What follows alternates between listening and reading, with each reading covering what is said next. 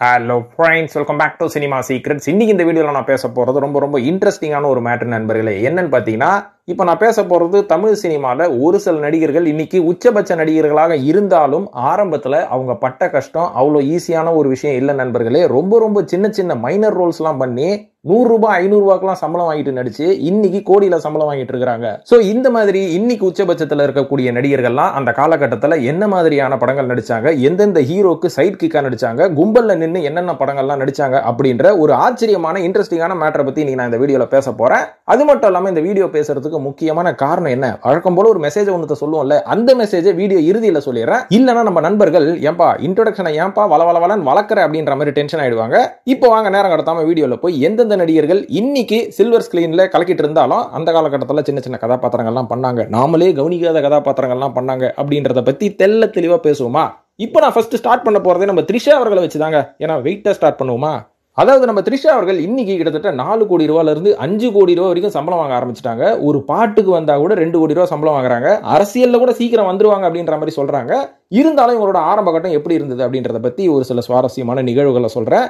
படிப்பு முடிச்சது எல்லாமே எத்திராஜ் காலேஜில் 1999 மிஸ் சேலம் அப்படின்ற ஒரு கான்டெஸ்ட்ல கலந்து வின்னும் பண்ணாங்க. இதை தொடர்ந்து மிஸ் சென்னை பட்டம், இதையும் ஒரு படி தாண்டி போய் 2001 மிஸ் இந்தியா பட்டத்தை வென்றவங்க தான் நம்ம த்ரிஷா. இந்த மாதிரி முடிச்சுக்கிட்டு சும்மா இருக்க முடியுமா? ஆடிய பாதமோ அலாவுதீன் பூதமோன்ற மாதிரி ஆடிய பாதம் என்னைக்கு தங்குது, அந்த மாதிரி அடுத்தடுத்து நம்ம லெவலுக்கு போனோம் அப்படின்ற மாதிரி போக ஆரம்பிச்சு சினிமாக்குள்ள வர ட்ரை பண்ணும் போது த்ரிஷா அவர்களுக்கு பெருசா சினிமா வாய்ப்பெல்லாம் எதுவுமே சரியா கிடைக்கல. அதனால கிடைக்கிற ஆட் பிலிம்ஸ், டிவி கமர்ஷியல்ஸ்ல எல்லாம் நடிக்க ஆரம்பிச்சாங்க. அந்த மாதிரி இந்த ராஜ்மஹால் சில்க்ஸ் போன்ற கமர்ஷியல்லாம் பாத்தீங்கன்னா த்ரிஷா அவர்கள் பாக்குறதுக்கு ரொம்ப குழந்தை மாதிரி இருப்பாங்க. இதுக்கப்புறம் அவங்களோட அடுத்த வாய்ப்பு ஒரு ஹிந்தி ஆல்பம்ல கிடைச்சிருக்குதுங்க. 2001 ஹாலிவுட்ல ஆயிஷா தாக்கியா அவர்கள் ஒரு மியூசிக் ஆல்பம் பண்ணும்போது அந்த மியூசிக் ஆல்பத்துல த்ரிஷா அவர்கள் அவங்களோட ஃப்ரெண்டா நடிச்சிருப்பாங்க. இதுக்கப்புறமா தான் பாத்தீங்கன்னா அதே வருஷம் ஜோடி அப்படின்ற ஒரு படத்துல சிம்ரன் அவர்களோட ஃப்ரெண்டா ஒரு சின்ன கதாபாத்திரங்க, பின்னாடி நின்று ஒரு 2 டயலாக் பேசுவாங்க. இந்த மாதிரி தாங்க த்ரிஷா அவர்கள் வந்தாங்க. அதுவும் சினிமாவுல வரதுக்கு முன்னாடி இத்தனை பட்டங்கள் அவங்க வாங்கினாலும் நேரடியா ஒரு கதாநாயகியா அவங்க வரல. இதுக்கப்புறம் இவங்களை ஒரு சில ஆட் பிலிம்ஸ்ல பார்த்ததுக்கு அப்புறம் தான் மலையாள இயக்குனரான பிரியதர்ஷன் அவர்கள் இவங்களை லேசா அப்படின்ற ஒரு படத்துல கமிட் பண்ணி அந்த படத்துல நடிக்க வச்சாரு. அந்த படம் வந்து ரிலீஸுக்கு கொஞ்சம் டிலே ஆகும் போதே தான் மௌனம் பேசியது அப்படின்ற ஒரு படத்துல நடிச்சு அந்த படம் வந்து ரிலீஸ் ஆயிடுச்சு. அந்த படத்துல கூட இவங்க மெயின் கதாநாயகி எல்லாம் கிடையாது, சும்மா வந்து போற ஒரு கதாநாயகி தான். மெயின் கதாநாயகி அந்த படத்துல வந்து லைலா தான் அப்படின்ற மாதிரி சொல்லலாம். இந்த மாதிரி படிப்படியா நல்ல படங்கள் நடிச்சு அவங்களோட நடிப்பு திறமை, அவங்களோட ஃபிட்னஸ் வச்சுதான் இன்னைக்கு தமிழ் சினிமால தொடர்ந்து ஒரு முன்னணி நடிகையா வளம் வந்துட்டு இருக்காங்க. அதுக்கு பதிலா ரொம்ப ஷார்ட்கட்லாம் எடுத்துக்கிட்டு த்ரிஷா அவர்கள் வரல. ஆரம்பத்தில் சின்ன கதாபாத்திரம் தான் அப்படின்றத நான் சொல்லிக்கிறேன். த்ரிஷா அவர்களை தொடர்ந்து இரண்டாவதா நான் சொல்ல போறது மிர்ச்சி சிவா அவர்கள். அகில உலக சூப்பர் ஸ்டார் அப்படின்னு சொன்னா 90s கிட்ஸுக்குலாம் தெரியும் அவரை பத்தி. சோ இவரும் பாத்தீங்கன்னா வெங்கட் பிரபு அவர்களுடைய இயக்கத்துல வந்த இந்த சென்னை 28ல ஜஸ்ட் லைக் தட்னு வந்துட்டாருப்பா. சோ அந்த 10 பசங்கள்ல இவரையும் பார்த்து செலக்ட் பண்ணிட்டாங்க. மனுஷன் வெள்ளையாக நல்லா செலக்ட் பண்ணிட்டாங்க அப்படின்ற மாதிரி சொல்லுவாங்க. அதுதான் கிடையாது. ஆரம்பத்துல இவரும் பாத்தீங்கன்னா படாத கஷ்டம் கிடையாது. ஆரம்பத்துல மிர்ச்சி ரேடியோ மிர்ச்சி அப்படின்ற ஒரு ரேடியோ எஃப்எம்ல ஆர்ஜேவா அறிமுகமாயி அதுக்கப்புறம் சினிமா உள்ள வரணும் அப்படின்ற ஒரு முயற்சியில இவருக்கு ஆரம்பத்துல எந்த பெரிய படங்களும் கிடைக்கல. நிறைய படங்கள்ல இந்த ரிச் பாய்ஸ்ன்னு சொல்லுவாங்க பாத்தீங்களா, ரிச் பாய்ஸ் வெள்ளையா இருந்தா கோட் சூட்டு, அதுக்கப்புறம் அந்த சவுகார்பேட்டை சேட்டு வெத்தலையை போட்டு புளிச்சுன்னு துப்புற மாதிரி அந்த குர்த்தா கிர்த்தாலாம் போட்டுக்கிட்டு நிறைய ஷூட்டிங்ல கும்பல் நிக்க வச்சிருவாங்க. இந்த மாதிரி ஒரு கும்பலில் இல்ல படங்கள் தான் ஆலம் வந்தான் அப்படின்ற ஒரு படத்துல அந்த ஒரு பாடல்ல வருவாரு, சிரின்ற பாடல்ல. அதுக்கப்புறம் 12Bல ஷாமோட ஃப்ரெண்டா வருவாரு. ஷாமே பாத்தீங்கன்னா ஒரு காலகட்டத்தில் விஜய் அவர்களோட ஃப்ரெண்டா குஷி படத்துல வந்திருக்காரு. ஆனா 12Bல அவரோட ஃப்ரெண்டா வருவாரு. சோ இந்த மாதிரி பல படங்கள் நடிக்க என்னாச்சு, இவருக்கு சினிமாக்குள்ள ஒரு சில நல்ல கான்டாக்ட்ஸ் எல்லாம் கிடைக்க ஆரம்பிச்சிருச்சு. அந்த கான்டாக்ட் தான் வெங்கட் பிரபு அவர்கள். யாருக்குமே தெரியாது வெங்கட் பிரபு அவர்கள் இவ்வளவு பெரிய சக்சஸ்ஃபுல்லான படத்தை டைரக்ட் பண்ணுவாரான்னு. அந்த காலகட்டத்தில் நாங்களே அதை நினைச்சு கூட பார்க்கல. சோ சென்னை 28 அப்படின்ற ஒரு படம் வந்து ஒரு எதிர்பார்த்த ஒரு படம் கிடையாது அந்த காலகட்டத்தில். அது வந்து ஒரு அன்எக்ஸ்பெக்டட் படம் அப்படின்ற மாதிரி சொல்லுவேன். ஏன்னா அந்த படத்தை எடுக்கும் போதே ஒரு ரொம்ப சின்ன பட்ஜெட்ல தான் அந்த படத்தை எடுத்தாங்க. ரெண்டாவது அந்த காலகட்டத்தில் இப்படி ஒரு படம் வந்து ஒரு நியூவான ஸ்டைல் அப்படின்ற மாதிரி சொல்லலாம். இந்த படம் வந்து ஒரு லாட்டரி டிக்கெட் மாதிரி, ஜெயிச்சாலும் ஜெயிக்கலாம், ஜெயிக்காட்டியும் போகலாம், அந்த மாதிரி ஒரு ரிஸ்கான படம் தான். ஸோ இந்த படத்தில் வந்து நம்ம மிர்ச்சி சிவா போன்ற ஆட்கள்லாம் நிறைய பேர் சம்பளமே வாங்காமல் நடிச்சாங்க. ஏன்னா இது வந்து ஒரு எக்ஸ்பெரிமெண்ட் படம் மற்றும் இது எல்லாருக்குமே ஒரு வாய்ப்பு அப்படின்ற மாதிரி இந்த படத்தை உள்ள நுழைஞ்சதுக்கு அப்புறம் சிவா அவர்கள் சூப்பரா செலக்ட் ஆகி இந்த படத்தில் வந்தார். இது மட்டும் இல்லாமல் இந்த படத்துக்குள்ள சிவா அவர்கள் எப்படி வந்தாரு அப்படின்றத பத்தி சொல்லணும்னா ரொம்ப இன்ட்ரெஸ்டிங்கான மேட்டர். இந்த படத்துக்காக நம்ம வெங்கட் பிரபு அவர்கள் ஆடிஷன் பண்ணிருக்காரு. இந்த ஆடிஷன்ல என்ன பண்றதுன்னு தெரியாம நம்ம சிவா அவர்கள் ஒரு கவிதை சொல்லி நடிச்சிருக்காரு. அந்த கவிதை என்ன தெரியுங்களா? மரத்துல இருக்குது காய், தூங்க தேவை பாய் அப்படின்ற மாதிரி ஒரு கவிதை ஒண்ணு அந்த படத்திலே சொல்லுவார் பாத்தீங்களா. இந்த கவிதையை எழுதி ஆடிஷன்ல பண்ண உடனே வெங்கட் பிரபுக்கு சிரிப்பு அடக்க முடியலையா. உனக்கு நல்ல காமெடி சென்ஸ் இருக்குடா, உன்னை நான் செலக்ட் பண்றேன் அப்படின்ற மாதிரி தான் செலக்ட் பண்ணிட்டு உள்ள வந்திருக்காரே தவிர இவர் வந்து சவுகார்பேட்டை சேட்டு மாதிரி இருக்கிறாரெல்லாம் செலக்ட் பண்ணல. ஸோ இந்த மாதிரி ஒரு நடிகர்களும் பல இன்னல்களை தாண்டி தான் சினிமாக்குள்ள இன்னைக்கு நின்றுட்டு இருக்காங்க. அதே மாதிரி மூன்றாவதா சமுத்திரக்கனி அவர்கள் தமிழ் சினிமால ஒரு நல்ல உன்னதமான மனிதன், நல்ல நல்ல கதைகளை தேர்ந்தெடுத்து நடிக்கக்கூடிய ஒரு திறமையான நடிகர் அப்படின்ற மாதிரி நான் சொல்லுவேன். ஆனா ஆரம்பத்தில் இவரும் பார்த்தீங்கன்னா அவ்வளோ ஈஸியா வரலங்க. கிட்டத்தட்ட 1997 வருஷம் ராஜபாளையத்திலிருந்து கிளம்பி தமிழ் சினிமாவில் ஏதாவது ஒன்று சாதிக்கணும்னு கிளம்பி வந்தவர் தான் நம்ம சமுத்திரக்கனி அவர்கள். வந்து முதல்ல அவர் அசிஸ்டன்ட் டைரக்டராக ஜாயின் பண்ணது சுந்தர் கே விஜயன் அப்படின்ற ஒரு இயக்குனர் கிட்ட தான். இதுக்கப்புறம் இவரோட ஒர்க், இவரோட திறமை, இவரோட கிரியேட்டிவிட்டியை பார்த்து நம்ம கே பாலச்சந்தர் அவர்கள் அவர் இயக்கிய 100வது படமான பார்த்தாலே பரவசம் அப்படின்ற ஒரு படத்தில் இவர் உதவி இயக்குனராக சேர்த்துக்கிட்டாரு. அதில் பார்த்தீங்கன்னா சமுத்திரக்கனி அவர்கள் ஒரு சின்ன ரோல் ஒன்று பண்ணியிருப்பாரு. அதாவது விவேக் அவர்கள் டாக்டராக இருப்பாரு. அவர்கிட்ட முதுகுவலி அப்படின்னு போகும்போது டக்குன்னு அந்த முதுகுவலிக்கு என்ன வைத்தியம் அப்படின்னு விவேக் அவர்கள் என்ன பண்ணுவார், பக்கத்தில் ஸ்னேகா அவர்களை நிற்க வச்சு நிமிந்து பார் அப்படின்ற மாதிரி சொல்லுவாரு. நிமிந்து பார்த்தோம்னா முதுவலி சரியாயிடும். அந்த மாதிரி சின்ன கதாபாத்திரம், அது ஒரு காமெடி கதாபாத்திரம் கூட சொல்ல முடியாது, ஒரு சின்ன கதாபாத்திரம், ஒரு ஜூனியர் ஆர்டிஸ்ட் கதாபாத்திரம் சொல்லலாம். ஸோ கொஞ்சம் கூட எந்த ஒரு யோசனையும் இல்லாமல் பாலச்சந்தர் சொன்னனால அந்த ஒரு கதாபாத்திரத்தில் பண்ணாரு. இதுக்கப்புறம் இவரோட நேர்மையும் இவரோட ஒர்க்கும் பார்த்து பாலச்சந்தர் அவர்கள் அடுத்ததாக இயக்கிய அன்னி அப்படின்ற ஒரு சீரியல்ல இவர் தான் உதவி இயக்குனர், அசோசியேட் டைரக்டர் அளவுக்கு முன்னேறி இருக்காரு.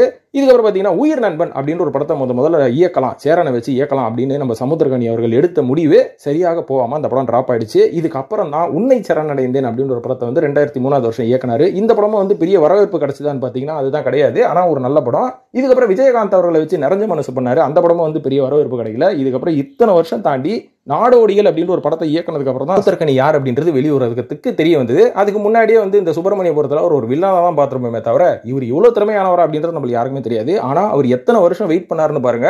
1997 வந்தாரு. எனக்கு தெரிஞ்சு இந்த நாடோடிகள் படம் ஒரு 2010-11 வந்திருக்குமா? எத்தனை வருஷம் நீங்களே கணக்கு போட்டு பாருங்க. மனுஷன் எவ்வளவு பொறுமையா இருந்து லேர்னிங் ப்ராசஸ்ல இருந்திருக்காரு அப்படின்றத நம்ம புரிஞ்சுக்கணும். இவரை தொடர்ந்து நான்காவதா சொல்ல போறது நம்ம நடிகர் வெர்சடைல் ஆக்டர் MS பாஸ்கர் அப்படின்ற மாதிரி சொல்லுவேன். இவர்கிட்ட காமெடி கொடுங்க, சென்டிமெண்ட் கொடுங்க, வில்லத்தனம் கொடுங்க, நல்ல டப்பிங் கொடுங்க. இங்கிலீஷ் படம் ஸ்பைடர்மேனுக்கே டப்பிங் கொடுத்தாலும் அந்த மனுஷன் ஒரு கலக்குவாரு. இந்த திறமை வந்து பான் டேலண்ட் அப்படின்னு கேட்டீங்கன்னா, பான் டேலண்ட் அப்படின்றது நம்மளுக்கு ஒரு சின்ன ஒரு விஷயம் இருக்குங்க. அதுக்கப்புறம் நம்மளோட வாழ்க்கை பயணத்துல நம்ம கத்துக்கிறது தான் வந்து ரொம்ப முக்கியமான விஷயம். அந்த மாதிரி MS பாஸ்கர் அவர்களும் இன்னைக்கு லைம் லைட்ல இருந்தாலும் ஆரம்பத்தில் ஒரு ஜூனியர் ஆர்டிஸ்டா தான் ஒரு சில படங்கள் வந்து நடிச்சிருக்காரு.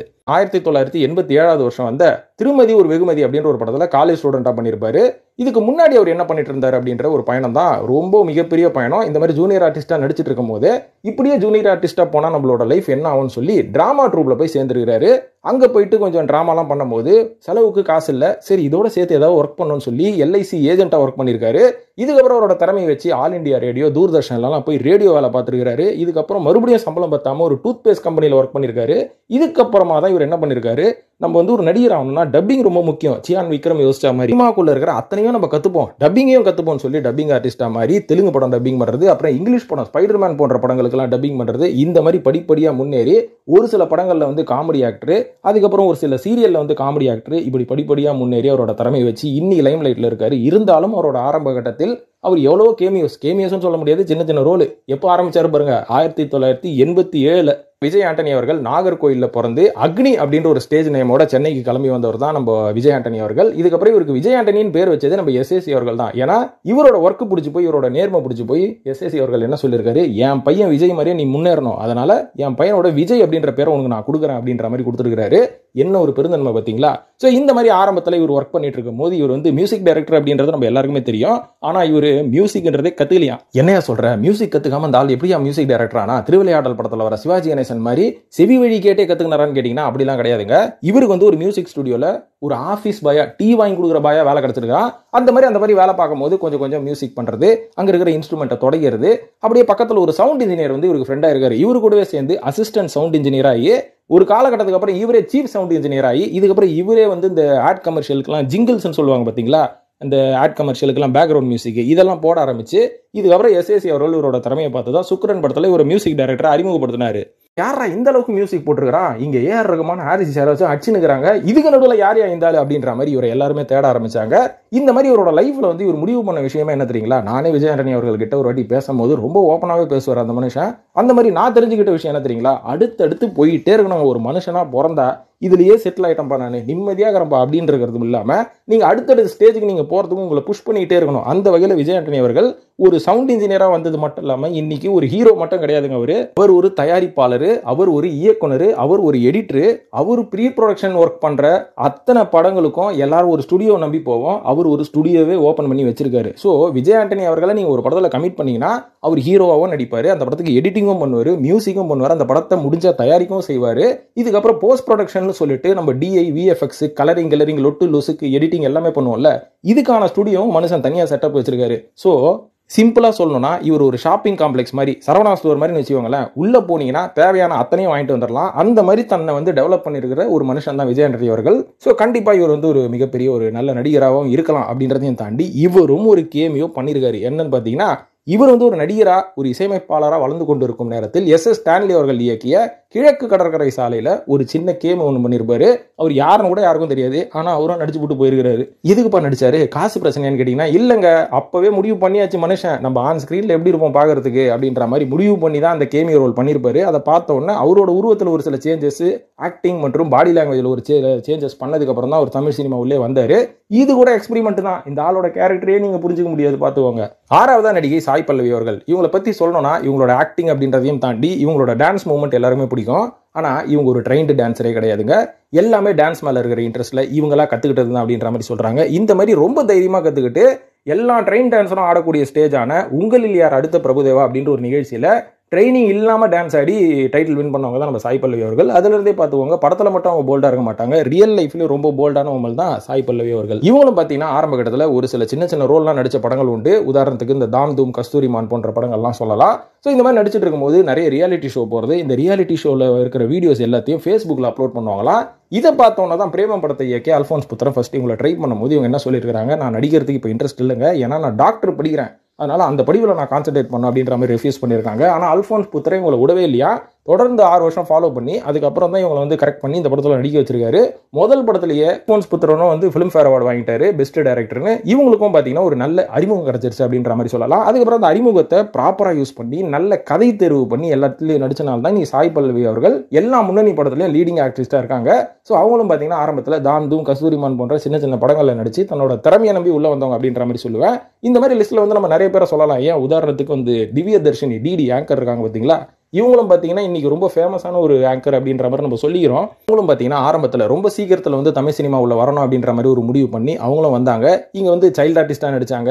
அதுக்கப்புறம் பார்த்தீங்கன்னா ஒரு சில படங்களில் வந்து சின்ன சின்ன ரோல், அது என்னென்ன படங்க, இந்த ஜூலி கணபதி, நல்லதமயந்தி படம், விசில் படத்துலலாம் வந்து சின்ன சின்ன ரோல் பண்ணவங்க. இது நம்மளுக்கு செட் ஆகாது, அதனால நம்ம மறுபடியும் ஆங்கரிங் தான் நம்மளுக்கு நல்லா வருதுன்னு கரெக்டான முடிவு எடுத்து ஆங்கரிங் பண்ணி இன்னைக்கு அவங்க வந்து பெரிய லைம் லைட்ல இருக்காங்க அப்படின்றத நம்ம பார்த்து தெரிஞ்சுக்கலாம். ரஞ்சித் அவர்களையும் சொல்லலாம். ஏன்னா அவரோட ஆரம்ப கட்டம் வந்து நிறைய வழிகள் இருந்தாலும் அதை வெளில சொல்லணும் அப்படின்ற ஒரு ஐடியாவில் அவர் நிறைய படங்கள் எடுக்கிறாரு. ஆனால் ஆரம்பத்தில் இவரும் பார்த்தீங்கன்னா நம்ம வெங்கட் பிரபு அவர்கள் கிட்ட தான் உதவி இயக்குனராக இருந்தாராமே அப்படின்ற மாதிரி நிறைய பேர் சொல்லுவீங்க. ஆனால் அதுக்கு முன்னாடியே சினிமாக்குள்ள வரணும்னு சொல்லி சண்முகம் அப்படின்ற சிவசண்முகமா அந்த இயக்குனர் இயக்கிய தகப்பன் சாமி படத்துல தான் ஃபர்ஸ்ட் ஏடியா ஒர்க் பண்ணியிருக்காரு. இதுக்கப்புறம் தான் சென்னை 6,28,000 படத்துல ஏடியா ஒர்க் பண்ணி அந்த படத்துல ஒரு சின்ன கேமியோ பண்ணியிருப்பாரு. அந்த கிரிக்கெட் விளையாடுற சீன்ல அம்பையரான்னு இருப்பாரு பாருங்க, அவரும் அப்படிதான் படிப்படியா முன்னேறி இருக்காரு. இதே மாதிரி 8வது நம்ம வெற்றிமாறன் அவர்களோட சொல்லலாம். எப்படி அந்த மனுஷன் நல்லா இங்கிலீஷ் பேசுறானா, லயோலா காலேஜில் இங்கிலீஷ் லிட்டரேச்சர் படிச்சா இங்கிலீஷ் வராதா? இதுக்கப்புறம் இந்த மாதிரி படிச்சுட்டு இருக்கும்போது தான் அந்த காலேஜில் வந்து பாலு மகேந்திரா அவர்கள் ஒரு விசிட்டிங் ப்ரொஃபஸராக இருப்பாரா. அவரோட ஒர்க் எல்லாம் பார்த்து, அவரோட ஸ்பீச் எல்லாம் பார்த்து ரொம்ப இம்ப்ரெஸ் ஆகி வேலை செஞ்சா இவருக்கு இல்லை தானே வேலை செய்யணும் அப்படின்ற மாதிரி தான் நம்ம பாலு மகேந்திரா அவர்கள் கிட்ட வெற்றிமாறன் போய் ஒர்க் பண்ண ஆரம்பிச்சிருக்காரு. ஸோ இந்த மாதிரி அவர் ஒர்க் பண்ண நிறைய படங்கள், எண்ணினிய பொன்னிலாவே, ஜூலி கணபதி, அதுக்கப்புறம் என்னங்க அது ஒரு கனாக்காலம், இந்த மாதிரி படத்துலலாம் வந்து ஒர்க் பண்ணும்போது தான் தனுஷ் அவர்களுக்கு ஒரு கதையை எழுதி அந்த கதையை போய் சொல்லியிருக்காரு. தனுஷ் அவர்களும் இன்ட்ரெஸ்டடாக இருந்தனால தான் பொல்லாதூன் அப்படின்ற ஒரு படம் உருவாச்சு. நம்ம வெற்றிமாறன் அவர்களும் காதல் வைரஸ் அப்படின்ற ஒரு படத்துல ஒரு சின்ன கதாபாத்திரம், ஒரு சின்ன ரோல் பண்ணியிருப்பாரு. அது பல பேர் பார்த்துருக்கலாம். பார்க்காதவங்களுக்கு இதோ இப்போ இந்த போட்டோ போடுறேன் பாருங்க, இதுல இருந்து பார்த்து தெரிஞ்சுக்கோங்க. ஸோ இதே மாதிரி அடுத்ததாக யாரை சொல்லலாம், 9வதா சொல்ல போகிறது மலையாள நடிகரான இந்திரன்ஸ் அவர்கள். இந்திரன்ஸ் அவர்கள் வந்து கிட்டத்தட்ட 20 வருஷத்துக்கும் மேலே நடிச்சிட்டு இருக்காரு. எத்தனையோ படங்கள் நடிச்சிட்டாரு.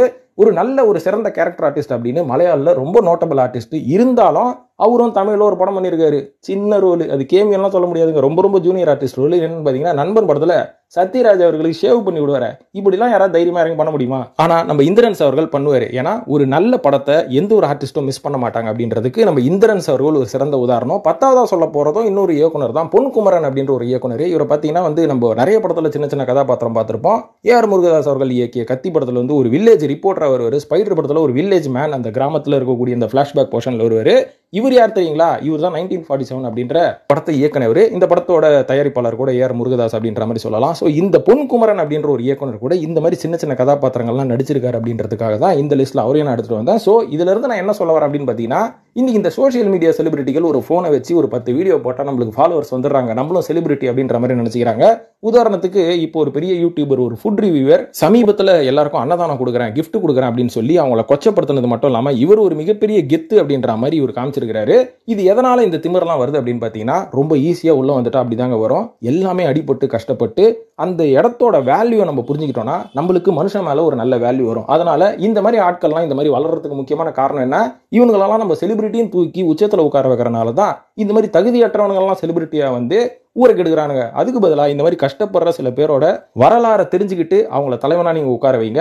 அதுக்கப்புறம் நீங்க கண்டவனெல்லாம் தலைவனான்னு உட்கார வச்சுட்டீங்கன்னா அவனுக்கு தலையும் புரியாம வாழும் புரியாம அவன் இஷ்டத்துக்கு ஆடி அவனும் கெட்டு போய் உங்களையும் கெடுத்து விடுவான். அப்படின்றதுக்கு இந்த வீடியோ வந்து ஒரு சிறந்த ஒரு எடுத்துக்காட்டாக இருக்கும் அப்படின்ற மாதிரி நான் நம்புறேன்.